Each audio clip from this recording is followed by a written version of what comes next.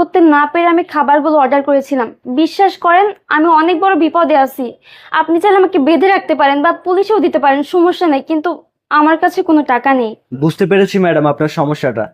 আসলে বিপদ তো আর কারোর বলে কয়ে আসে না। আপনি বরং একটা কাজ করুন, আমার কাছে কিছু টাকা আছে, আপনি সেগুলো আমার ক্যাশ কাউন্টারে দিতে পারেন, আর মালিক যেন কোনোভাবে বুঝতে না পারে যে টাকাগুলো আমি আপনাকে দিয়েছি। আপনি আমাকে এতগুলো টাকা দিলেন, আমি আপনার ঋণ কখনোই শোধ করতে পারবো না। না ম্যাডাম, কি বলছেন আপনি?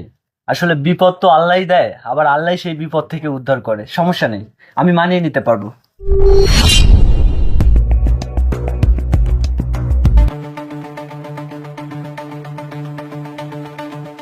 এই নিন আপনার বিলটা। 750 টাকা, তাই না? ঠিক আছে। আচ্ছা, এই ওয়েটার কোথায়? ওয়েটার! কেন ম্যাডাম, কোনো সমস্যা? না, ওয়েটারকে ডাকেন তো। এই ওয়েটার এদিকে আসো।